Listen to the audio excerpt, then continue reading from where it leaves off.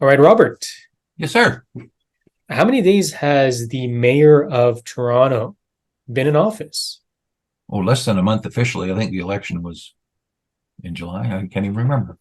I don't know because I'm not from Toronto, but some of our real estate chat viewers are. And in this episode of Real Estate Chat with John de Perez. and Robert Eid, we're going to see how great the housing market has been improved in just a month or so of the new mayor coming in.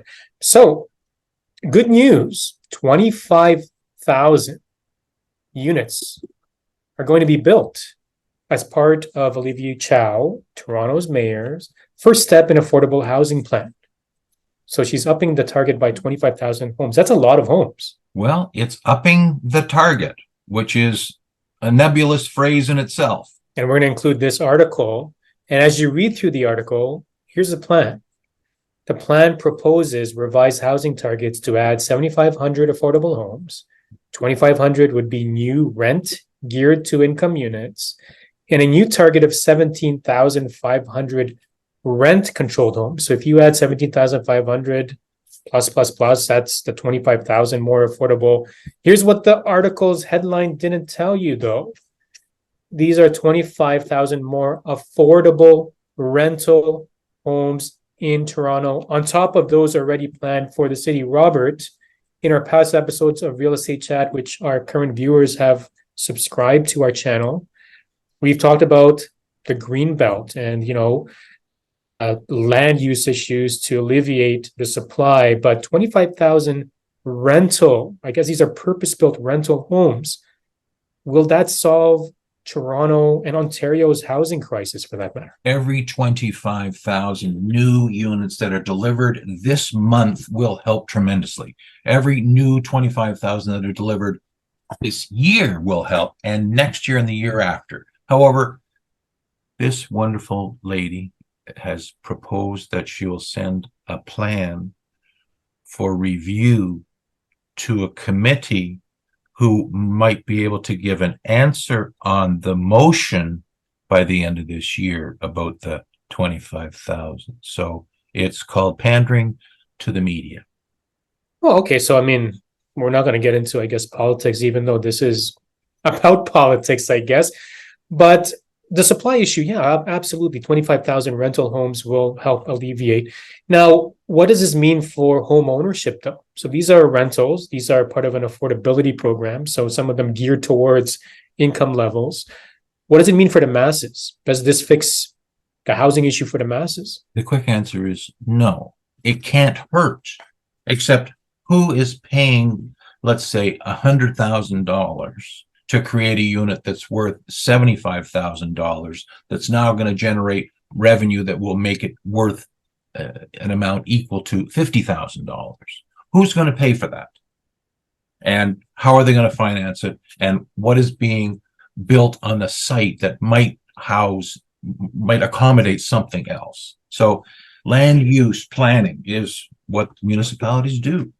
And the people who make those decisions have to get elected, and they have to get elected by the people that populate the areas that they're governing. So you get what you pay for, except if you don't have to pay for it. Well, and of course, any housing solution helps. And of course, as Robert says earlier, these are proposals, and we'll see over time whether it gets built out. But of course, this episode wouldn't be valuable to our Real Estate Chat viewers if we didn't talk about a strategy per se, right? So knowing this as part of the viewing public, if you're residing in Toronto, if you live in the GTA, you maybe own property, maybe you want to get into it, maybe you want to invest.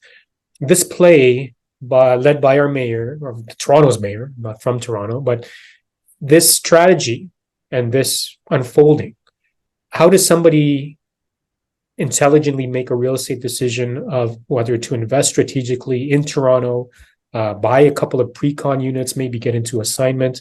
Robert, what would you take from this headline? What would it signal to you for anybody looking to strategically benefit from this?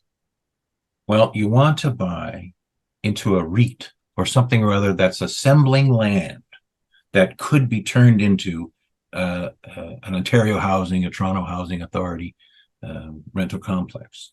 They are buying up sites. They are turning parking lots into sites. And that's the only way you can play into this particular maneuver. The city of Toronto has recently Regent Park, Alexandra Park, up at Scala, all over the place. They're selling existing, across from our old office on Fairview Mall Drive, selling old 35-year-old townhouses and 4 or 5-story apartment buildings, and selling them to or saying that a builder can put new units of the similar type of low-income apartment, and the rest of the land they can use for condos. So they're creating new condo site, and they're creating new inventory on a dilapidated old, no air conditioning, beat up Ontario housing building. Like look at across the street from our old office on Fairview Mall Drive there, or on Leslie Street where Scala is, or look at Alexandra Park, or look at Regent Park. That's how they're doing infill. Intensification is the only way that the local officials, provincially and municipally, are able to supply new units within the same territory because they have boundaries. Now, whether everybody's crazy about that intensification, it depends on the land use planning, and that depends on the zoning. But if you're an investor, buy in the path of change. That's how you make money. That's a quick and simple answer, is look at what's going on. And as far as REITs are concerned, there's not so many. You can do your research and look up REITs like RioCan, and there's some REITs that focus on pure apartment rentals and whatnot.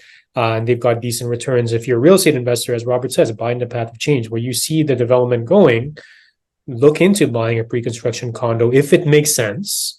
And you're not speculating, this is a long-term investment. Look into the resale condos.